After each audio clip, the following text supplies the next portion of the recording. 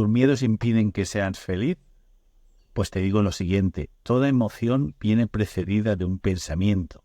Es decir, para que haya una emoción, ya sea de miedo, ira, felicidad, amor, tiene primeramente que haber un pensamiento generado en nuestro consciente y a veces creemos que no podemos cambiar nuestro carácter o nuestra forma de ser. Pero como todo, viene de un pensamiento. Esa es la buena noticia. Los pensamientos los podemos educar. ¿Y cómo podemos educar los pensamientos? Pues en vez de que esa voz interior que normalmente escuchamos, nuestros pensamientos que son normalmente inconscientes, vamos a hacer que sean conscientes, es decir, que los podamos nosotros controlar y guiar. ¿Y por qué a veces nos salen unos sentimientos u otros? Es decir, ¿por qué a veces nos salen unos sentimientos de alegría y otras veces de ira, de odio? La felicidad no es lo que nos pasa, sino que nosotros interpretamos lo que nos ocurre y nosotros le damos la forma a ese sentimiento. Esto funciona de la siguiente manera. Tenemos un hecho concreto, por ejemplo, un día de lluvia, y para unas personas será un día increíble porque ese agua puede regar las plantas y así se apacigua el calor, y para otras personas será un día asqueroso que le rompe con todos los esquemas.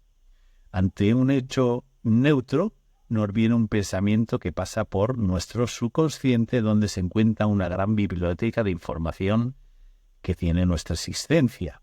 Es decir, ahí tendremos datos relativos a nuestra infancia, adolescencia, madurez, etc. Todo lo que hemos oído, aprendido o realizado está ahí. Es una gran base de datos de información que se llaman creencias. Dependiendo de este tipo de creencias que tengamos, si son más negativas o más positivas, tendremos una percepción diferente de ese pensamiento ante un hecho neutro. Y esa percepción que está basada en nuestra base de datos de información del subconsciente nos manda una señal al corazón para que cree un sentimiento de alegría, de enojo, de rabia, de miedo, de amor. Por lo tanto, todo depende de nuestras creencias. Y nuestras creencias, por norma general, son inconscientes. A ti cuando tu mente te genera un pensamiento, automáticamente se genera en un sentimiento. Es decir, es inconsciente o automático. Por lo tanto, lo que debemos de hacer es que ese pensamiento que tengamos ante ese hecho, lo pasemos por el subconsciente deliberadamente dándole un pensamiento consciente positivo. Las creencias es, por ejemplo, cuando tú eras pequeño, que tus padres te decían sobre el dinero, que no se podía, que no había, que los ricos son malos o que son mala gente, que la gente normal no puede tener tanto dinero y que para tener dinero hay que trabajar como un burro. Todas esas frases que normalmente los padres, la gente de a pie, los informativos y demás información que nos va llegando hace que se nos vayan quedando grabadas. Las creencias nunca son contrastadas, pero cuando la gente lo dice tanto, lo damos como bueno. Las creencias se nos quedan en el subconsciente de varias maneras, pero la más común es por repetición. Así que cuando nos viene un pensamiento y automáticamente nos viene un sentimiento que no queremos, vamos a coger ese pensamiento y conscientemente le acoplamos un razonamiento positivo y cambiamos el sentimiento por algo positivo. Cuando más hagamos esto, más iremos cambiando las creencias inconscientes del pasado en nuevas creencias voluntarias y conscientes. Y por lo tanto nuestros pensamientos a pasar por el subconsciente cogen una información nueva y entonces tenemos un sentimiento nuevo. Y si seguimos aplicando la terapia de repetición y de concienciación de sentimientos positivos y de amor, tendremos creencias basadas en el amor.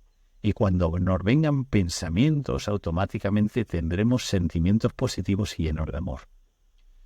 ¿De qué depende? De que muchas veces estemos irascibles o estresados o con ansiedad. Te voy a contar lo que les ocurre a los animales.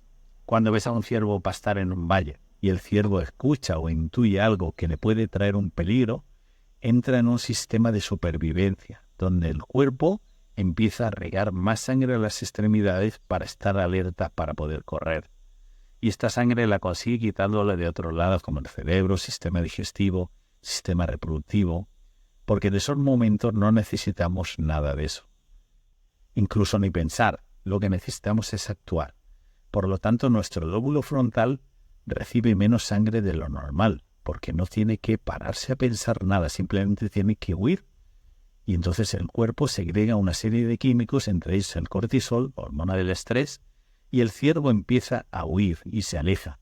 Cuando él considera que está a salvo, todos sus niveles de sangre se relajan y todo vuelve a su sitio, a la calma, al correcto funcionamiento del cuerpo.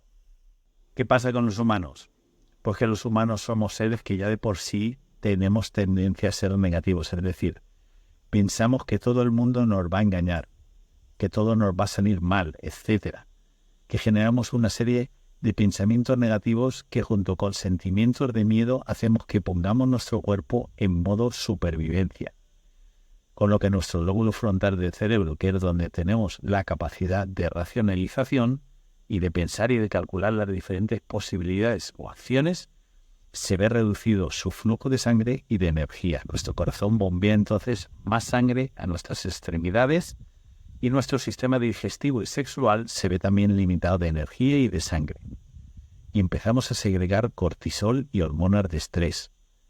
Hasta ahí aparentemente normal, porque es lo mismo que le pasa a los animales. Pero el problema es que los humanos, como somos seres pensantes y racionales, empezamos a mandar una y otra vez pensamientos cargados de sentimientos negativos, de miedo, de ira y de estrés, y una y otra vez. De tal manera que mucha gente no sale del modo supervivencia. Y esto causa que no pensemos con claridad, que cometamos errores, que nos entre ansiedad, que no durmamos y que no paren esas voces interiores que nos están metiendo en la cabeza cada vez y cada vez más basura mental. El cuerpo, en definitiva, se convierte en un yonki de la hormona del estrés. Al final la necesita constantemente.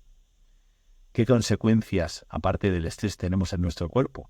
Pues que al tener poca energía y poco riego sanguíneo, ciertas partes del cuerpo hay muchas más posibilidades de que se enferme, porque los sentimientos que tenemos son sentimientos de miedo y nuestro cuerpo está aportándole poca energía y riego sanguíneo. La mayoría de las enfermedades está científicamente comprobado que su origen vienen de las emociones y de los sentimientos y del estrés. Cuando mantenemos el modo supervivencia durante mucho tiempo, esto pasa a cambiarnos el carácter y si persigue, pasa a formar parte de nuestra personalidad. Todo ese proceso negativo basado en sentimientos negativos de miedo, ira, estrés, ansiedad, hace que nuestro cuerpo vibre en una vibración baja y que por lo tanto vamos a traer situaciones, personas y eventos de similar vibración. Así que tenemos el presente y la vida que nosotros estamos creando desde nuestro interior. Cuando cambiamos nuestros pensamientos y nuestros sentimientos por pensamientos y sentimientos conscientes basados en el amor y podemos acallar nuestras voces internas, empezamos a tener resultados. Transformamos las redes neuronales antiguas basadas en patrones negativos y del pasado en redes neuronales nuevas basadas en el amor.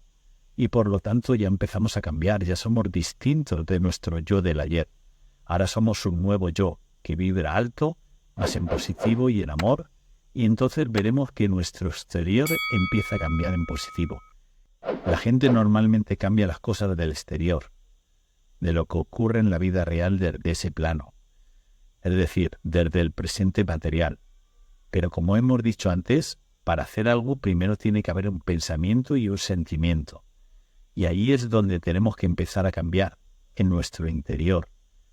El cambio está en nuestro mundo interior para ver resultados en nuestro mundo exterior.